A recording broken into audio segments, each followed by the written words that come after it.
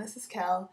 I am making this video really quick. I'm actually making the video and have my dinner at the same time. So this is gonna be like table talk conversations. Okay, we're gonna have dinner together. I'm supposed to be on my way down to the church house. Okay, we about to go on and clean up this park on tonight. But I just this has been bothering me today. This is not even an episode of 30 Taught Me. I just need to share. I need to get it off my chest. Excuse me. I need to take a little bite. Amen. Y'all, I'm here today with the message. We need to lift the shame off of therapy. Okay, I've been thinking about this on my way home from work today. It was just bothering me. We got to lift the shame off of going to therapy. Okay, there's people out in these streets, they crazy. Look, I've been working for the public since I was 15 years old. So half of my life I've been working for the public. I've been a camp counselor. I've been a teacher's assistant. Obviously, I'm a teacher. Okay, so I work with students and parents. I've worked at a whole bunch of restaurants. I worked at the library. I've been working for the public since I was 15. And I'm here to tell you, people need mental help. They is in mental anguish. And people, we got to let go of these therapy myths. Like, seriously, get you some help for real. So I'm here to dispel 5 myths about going to the therapist. Number 1, myth. Therapy is for white people. Yo, black folks, brown people of America, stop telling yourself that the therapy is for white folks only. I'm going to say this. First of all, I got a lot of brown friends, black and other, brown, who are going to school for psychology and counseling. So obviously they see that there is a need or something for people to get mental help. Everybody has a mind. White folks are not the only ones with minds. Okay? Everybody has a mind. I hope if you live it, everybody got a brain in their head. And we need to stop telling ourselves as brown people that something that is helpful is only meant for this specific group of people. We are doing ourselves a disservice by telling ourselves and telling the generations around us that we don't participate in something helpful because it's only for this group of people. But we all have the same mind. And the thing about it is, you don't have to go to no white therapist if that's what your problem is. If you thinking that some white person is not going to understand you or whatever, I can get that. Okay, whatever. But what I am saying though is, find somebody else. There are brown therapists out there. It's not just white people only. Number 2, telling yourself, I can't afford it. Getting caught up on this, the financial part of it. But meanwhile, I see you standing in line for them J's. I seen the line. I seen it down the other day, down to Mr. Allen's. I seen the line for them J's. Okay? You can't afford to invest in your mind? Something that you got to wake up with? Something you go to bed with? Something that's, subconsciously happening while you sleeping? But you can't afford to take care of this? Your mind? Where you got to make decisions with? Great. Number 3. Here go the saints. Well, they just going to be trying to tell me all that psychobabble and, the Bible this and all I need to do is pray. God will fix me. Y'all, excuse me.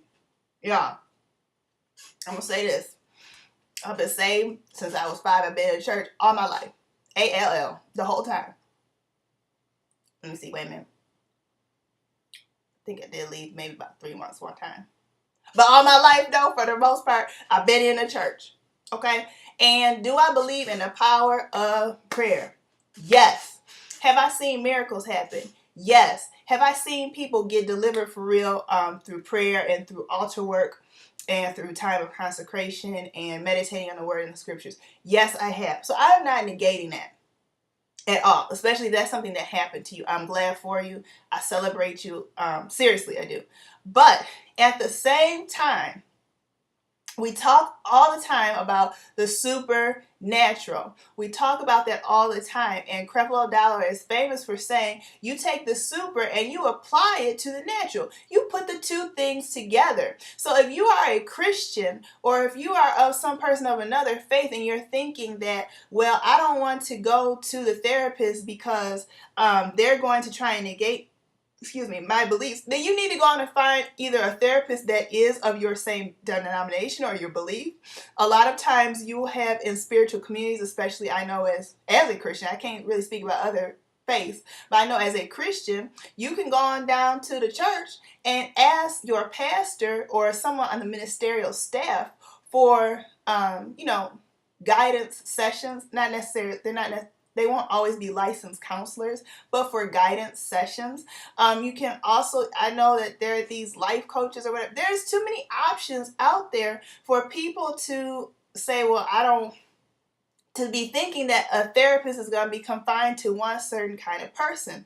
And also what I wanted to say about that is that when you go to the therapist, they, you take what they say, but even if their therapist is not a Christian, you go on and you go home and you pray about it as well, and you continue, you do your part in the spiritual, and then you combine that with what the therapist is telling you and helping you to process through. And as you are going through those things, you put the mugs together, okay? That mug will be supernatural, and then I'm guarantee you're gonna get you some deliverance. So I went to school at Oral Roberts University, and we were just very big there that ministry is not limited to the walls of the church. Ministry is anything that you are doing as a Christian. And so as a teacher, I believe that when I go into the schools or when I'm going into leadership meetings or wherever, that I am going there not only as a teacher or leader, but I'm going as a minister. Okay, I am ministering to the children. I'm not up there preaching, but what I'm doing is ministry. My everyday work is ministry.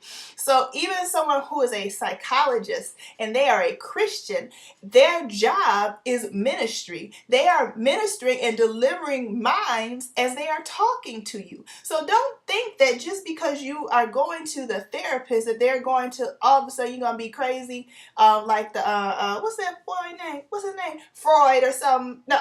Think everything is from your mama and sexualized. No. It don't have to be like that. However, what you do need to understand is that just because something does not say Christian or is not from the church, that all of a sudden is no longer necessary for you. God works through people every day as they are doing their job. So you cannot say that. You can't say that. Next, number 4. People think that going down to the psychologist, to the therapist, that the therapist is going to solve all your problems. Now, hold on, wait a minute. You got to do you some work. Now, I just told you, number 3, you got to apply the super to the natural. But see, also, you got to do your part. You can't keep showing up every 1 week or every 2 weeks, 3 weeks, however often you go. You can't show up not doing your part. Usually you get some kind of homework assignment or something. You need to go on whatever they told you to process through and think about. You got to do that. You got to do the work. This ain't no magic now. You got to do your part.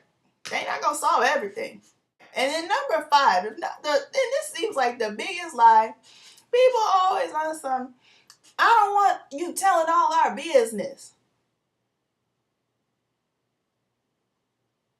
Meanwhile, generation to generation in your family, people are being tormented in their minds. So you are saying that you will rather have a dysfunctional family or a dysfunctional life and continue to pass that life on or continue to pass that mindset on, but you don't want to tell nobody your business. These mugs they have confidentiality. They can't tell anybody your business. And if they do, then they, will have repercussions on them. So we need to stop this. I don't want to tell anybody our business. The biggest trick of the enemy is to isolate people and to make them think that it's just me or I'm just alone in this. I don't need anybody's help with this. God has built us for community. We need one another. And your therapist or psychologist, whoever you're going to go see, they are there to help you and get you out of your situation so that you are no longer isolated in your mind with wrong mindsets.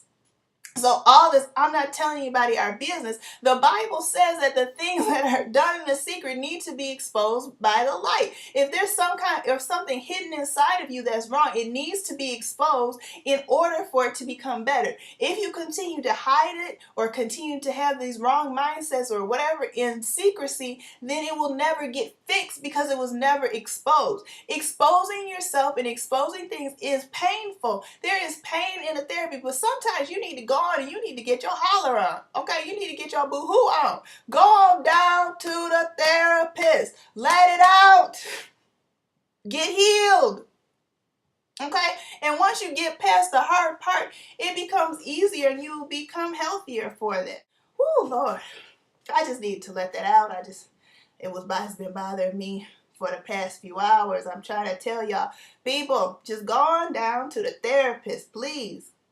Please get you some mental health. There's nothing wrong with it. We need to stop being so ashamed. Black people, brown people, Christian people, everybody, just go on down there. Go on down there, get you some mental health. Help, excuse me. Okay, I'm done now. I need to run on down to the church house. I'm a little late. I'm probably going to be a little late. God knows my heart. Just kidding. Anyway, I hate when people say that.